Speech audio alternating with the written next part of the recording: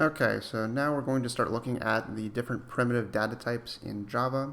So Java is going to provide us with 8 different primitive data types. You can essentially think of this, using that box analogy, as 8 different shapes of boxes that are going to be used to hold different kinds of content. So you can see one of these already, that int data type that we've already used a couple of times before, basically to be able to hold any kind of numeric value that doesn't have a decimal or a fractional portion to it. So essentially just any whole number. In addition to that, we've also got 7 others. So we've got byte, short, we have that int that we've seen, we have long, we then have float, double, boolean, and char. So what I'm going to go ahead and do now is take a moment to go through each one of these 8. In some cases, these will be grouped together in categories of somewhat similar data types. So to start off with, we're going to go through the first 4 data types that we showed in that list. These are going to be different variations on integers. So the key difference between these 4, so that was byte, short, int, and long, the key difference is going to be the number of bytes, so the amount of memory that it takes to store a number using one of those 4 data types. So because of the fact that we have a different amount of memory, so different number of bytes for each, that's also going to affect the range of values that can be stored using that data type. So to start off with, we've got a byte. That's going to be our smallest integer data type. As the name suggests, variables of type byte take up a single byte of memory. So you see right here we've got byte B. I set it to a fairly small amount, just 100. The next one from there is going to be a short. This will be our second smallest integer data type. Variables of type short will take up 2 bytes of memory. So we go from a single byte for the byte data type to 2 bytes for the short. So the byte and short data types are primarily considered for applications where maybe the amount of memory that you're using for that program is a critical constraint. So in most cases, you'd probably just use int if you wanted some integer data type, but if your program needs to be fairly small, this is one sort of consideration, is using these different data types. So before I start moving on to the next slides, I want to go ahead and start creating a program as a sort of cheat sheet for each one of these different data types. So go ahead and minimize this. We'll come over here. We'll go ahead and create a new project. So do this as a Java application. And for the name for this application, we'll go ahead and call this data types. Go ahead and finish that. We'll then go ahead and do our usual cleanup. So we'll get everything ready to go for this. Remove all of these extra comments that we're not going to need.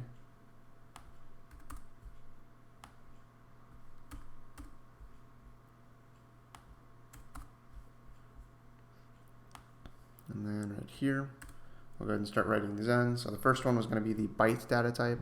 So to specify that we have a variable of type byte, keep in mind that we want to put that as our data type. We then need to give it a name. So in this case, I'm just using the letter B as my variable name. We'll say this is equal to some number, so I'll say 100. In addition to this, I want to go ahead and include a little comment right here mentioning the amount of memory that this takes up. So a byte is stored in a single byte of memory. We then had that short data type, so we're going to have short. We'll call this S, so that'll be my variable name.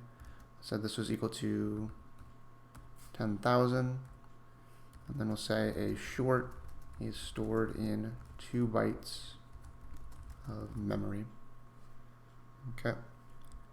In addition to this, just to be able to actually see these, so if you want to be able to display these, again, pretty straightforward. It's kind of like using an int, where you would just put the variable name in, and then it will just print the value that that variable holds. So do system.out.println, put in our B, so that's going to be for our byte. We'll then do a second one, and that's going to be for S. So then if we run this, we can see we've got our 100 and our 10,000. All right, coming back over here. So moving on to the next part, We can then see our integer data type again. So an int is actually going to be the second largest integer data type. Variables of type int are going to take up 4 bytes of memory. So every time that we've used an int in our program, that was taking up 4 bytes of memory. In the majority of cases where you must deal with integer values, it's very common to just see the int data type being used. So this is kind of the standard, if you will. And then finally, we've got a long. This is going to be the largest integer data type. So variables of type long will take up 8 bytes of memory. In cases where the numbers are too large to be held in an int, then you'll need to use the long instead. There's also one additional specification when you're using a long. In order to indicate that a number is being treated as a long, you will have to include this L on the end of it. That L can actually either be lowercase or uppercase. I prefer to make it uppercase because of the fact that if you use a lowercase L, it is pretty easy to mistake that for just being the number 1. So to very clearly distinguish that that is in fact an L on the end and that that number is being treated as a long, I typically would encourage you to use a uppercase or a capital L. So now we'll go ahead and add these two to our list as well. So we're going to have an int. We'll call this one, what was it, number? Just I. So we'll call it int I. This will be equal to 1 million. We'll then go ahead and add our comment. So we'll say an int is stored in 4 bytes of memory. And then finally we've got our long, called it just L. This will be equal to, again, we're just going to use that 1 million. But we have to make sure that we have an L on the end to indicate that this is in fact a long.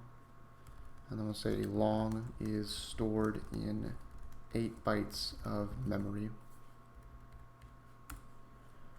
And then adding to our list of print statements so that we can continue to display each of these to the console.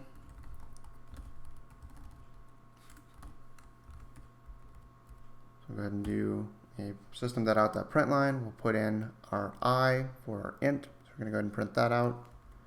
We'll then do one more.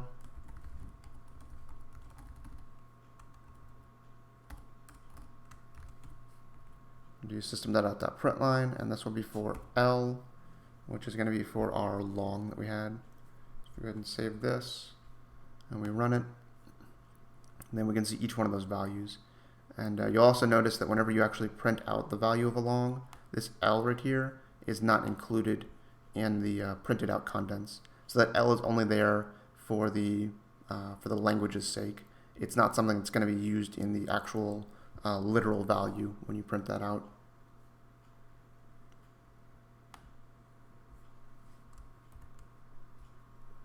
Alright, so now that we've seen those, the next thing we're going to take a look at is going to be our two floating point data types. So these are going to be things that deal with any numeric value that has a fractional or a decimal portion to it. So that's going to include the float and the double. So the number of bytes used by these two data types is going to be the same as the int and the long respectively. So a float, just like an integer or an int, is going to use 4 bytes, and a double, just like a long, is going to use 8 bytes. But one of the key differences is the formatting for these. So with our 4 integer data types, the way that it's formatted in those 4 bytes is that whatever those 4 bytes have, that's just the exact value in some kind of binary representation of the number. But when you're dealing with things like float and double, it's going to be broken up into certain parts to keep track of both a base and then some power that you want to raise that base to allow you to include much, much larger values. So we've got our float, which is going to take up 4 bytes of memory. So similar to long literals, in order to indicate that something is a float, you're going to have to include an F on the end of it. That can also, just like with a long, it could be either uppercase or lowercase. So we'll go ahead and add this one to our program. So we got this float F, and then we're using the value either 100 million or 1 billion. Let's just go ahead and grab this one. So we'll take that. We'll go ahead and insert that right here. If we were to double check this really quick. Alright, so it's going to be 100 million for this. So we'll then go ahead and add our comment. So we'll say a float is stored in 4 bytes of memory. And we'll also go ahead and add that right here. So I'll keep this grouping for my 4 integer data types. And then underneath it, we'll kind of add a space to separate out the floating point data types. So we've got our float f. And right here, we'll go ahead and add in the next one. So in addition to float, we've also got our double. So a double takes up 8 bytes of memory. And just as the int is the standard convention for dealing with integer numbers, in most cases you're typically just going to use double as the standard convention for dealing with floating point numbers. So in this case now we've got our double, we'll just call it d. This is going to be equal to, again, that same number that we used for our float. You'll notice that one key difference is that with a double, you no longer need any kind of specification. So with a double, if you write a number like this and you store it into a double, it just immediately recognizes what data type you want to treat that as. So we'll go ahead and include this in our program as well. So our double d, this is going to be equal to, we'll essentially use that same number of 9 zeros on the end of that. And then right here, we'll go ahead and say a double is stored in 8 bytes of memory. So if you're kind of wondering where it gets that name, why it's called a double, keep in mind that a float, which is just short for floating point number, is stored in 4 bytes of memory.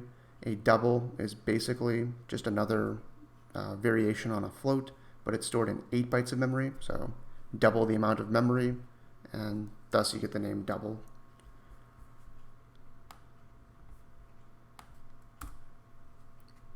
So right here, we'll go ahead and do another print statement. And for this one, we're just going to go ahead and print out d at the very end. Go ahead and save that. And now if we run this, we can go ahead and see both of these values printing to the console. But you'll notice something interesting about the way that they're being printed out, which is that they're being shown in this exponential format. So you're seeing 1.0 and then this e and then a 9 for both of them. So if we take a look right here, we will see that our floating point literals can also be written in e or exponential scientific notation. So if we see this example we have right here, so we see this double distance, and that's going to be equal to this 1.495979, and then we have that capital E, so that indicates exponent, and then that 11. So that 11 that we see on the very end is basically the power that we're raising it to. It's basically equivalent to if we did 1.495979 times 10 to the 11th power. So I'm going to go ahead and add this one as well, just as another reference that we can use. So we're going to have our double distance. This is going to be equal to that 1.495979 E11. And then if we were to go ahead and print that out to the console right here,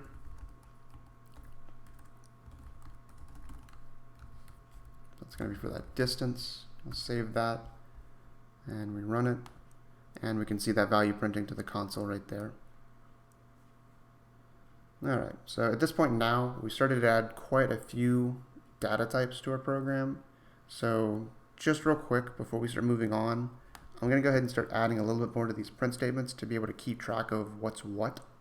So I'm going to add a string literal at the beginning of each of these, and we're going to use string concatenation to combine that string literal with each of these variables that I've included.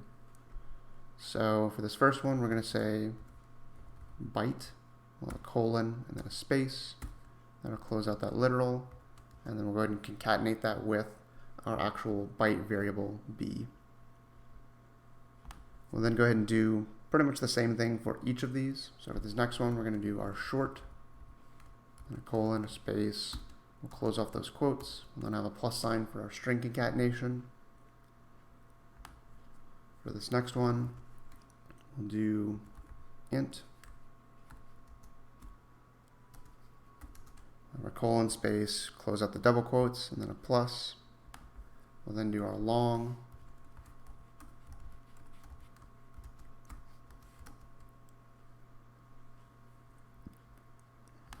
We will then do our float. And then do our double. And for this last one, let's just go ahead and say scientific notation. Okay. So for each one of these, we're just going to be using a string literal that essentially tries to describe the data type, or in this last case, just the general purpose of this variable. And then we'll just go ahead and print out the contents, or the value that that variable holds. So if we save this and we go ahead and run this again, now we can actually see this list with each one of our different data types. Okay. So at this point, we have now seen 6 data types. So we've seen 4 integer data types, and we've seen 2 floating point data types. So all 6 of those together are going to make up our 6 numeric data types. So to summarize these 6 numeric data types, all of our integers and our floating points, I'm going to present you with this table right here that's going to show those 6 different types, as well as the memory sizes and also the range of possible values for each one of those. So you can see our different types. We've got our byte, short, int, long, float, and double. We've then got our memory sizes. So we've got 1 byte for our byte, 2 bytes for our short, 4 bytes for our int, 8 bytes for our long, 4 bytes again for our float, and then 8 bytes for our double. We can then also see our different ranges of values. So looking at the first one with byte, that's going to be anything from -128 to 127. So this is going to be all of the data that we can store in a single byte of memory. So another way that we can think about this, if we're doing this looking at 128 and 127, we can see that the range is going to be anything from -2 to the 7th all the way up to 2 to the 7th minus 1, keeping in mind that 2 to the 7th is 128. The main reason why it's going to be 2 to the 7th and not necessarily 2 to the 8th, since a single byte has 8 bits, or 8 of these little binary positions in it, is because of the fact that the most significant bit, that 8th bit, is going to be used for the sign. So that's essentially being used to indicate if it's positive or negative. So then moving into the next one, we've got our short. So this is going to be anything from -32,768 to 32,767. So again, you're going to see that same sort of pattern, but now with a short, that's going to be 2 bytes. So 2 bytes would give you 16 bits. We'll remove the most significant bit, since that's again going to be used for the sign, positive or negative. So you're left with 15 of them. So that 32,768, that's going to be 2 to the 15th. And then 32,767, that's going to be 2 to the 15th minus 1. Then we start getting into numbers, much larger numbers, like the int, 4 bytes. So you're going to have, I think it's about -2.1 billion to positive 2.1 billion. This is going to be for 2 to the 31st, so -2 to the 31st, all the way up to 2 to the 31st minus 1. With a long, it's going to be 8 bytes. So this is going to be the range of -2 to the 63rd, all the way up to 2 to the 63rd minus 1. For the float and the double, so you'll notice that the float and the double use the same amount of memory as the int and the long, so 4 bytes and 8 bytes respectively. But you'll also notice that for a float and a double, that the overall size, or the range of numbers that they can hold, is much, much larger than an int or a long. So with the float, the range is approximately plus or minus 3.4 times 10 to the 38th. And then with a double, that's going to be plus or minus 1.8 times 10 to the 308th. So you have these extremely large numbers that you can store in a float or a double. In addition to that, another thing to keep in mind about these, since float and double can be used for floating point numbers, that is to say numbers with a fractional or decimal portion to them, it's also helpful to know how many digits in that decimal portion they can actually hold. With a float, it's going to be 6 to 7 significant digits, kind of depends on the overall contents of the number. And then with a double, it's going to be 15 significant digits. Alright, so this is going to wrap up the numeric data types. Moving into the last two, so we've got our boolean. So the boolean data type is going to be used to hold either the value true or the value false. So one thing to keep in mind about the boolean is that unlike some of our other data types that we'll see later that can kind of switch from one type to the other, it is not possible to store a boolean value into any other type of variable. So for now, I'm going to kind of just leave it on this, essentially just keeping in mind that we have these boolean values, true or false. We're going to talk a little bit more about booleans when we get into the next chapter where we talk about conditional code, where then this idea of something being true or false becomes more useful in deciding what kind of code we want to execute. But for now, we'll go ahead and add this to our list.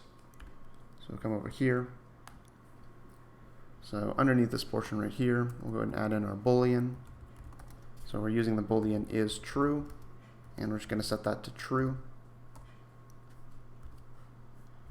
We'll then come down here, and after our three statements about our floating point data types, we're going to do system.out.println.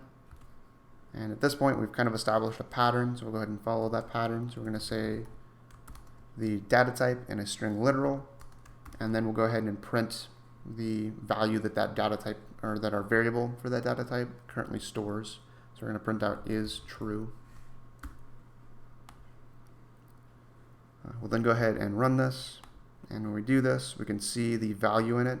So whenever you print out the contents of a boolean, it's just going to print out either the word true or the word false, depending on what you put inside of it. So right now we have it set to true. If we wanted to, we could also change this to false. We run this again, and we can see the value false inside of it. So I'll just go ahead and leave this as true. And then we'll move on to the last primitive data type. So our last primitive data type is going to be the char data type. This is used to store a single character in just 2 bytes of memory. So our character literals are going to be surrounded by single quotes. So I mentioned before when we were taking a look at our different escape characters that there was going to be some consideration for needing a literal single quote in certain cases where it might be difficult to specify that literal single quote. And this is the reason why, is because the char data type is the data type that actually uses those single quotes around it. So we've got an example right here. We're creating a char that we call letter. We're assigning to that the character A. So in order to indicate that this is a character or something of the char data type, we're putting the single quotes around it. So let's go ahead and add this to our list, and then we'll talk about the other half of this slide right here. So we're going to have our char letter. So it'll be equal to the letter A. So we've got those single quotes around it to indicate that it is a char literal that we're using.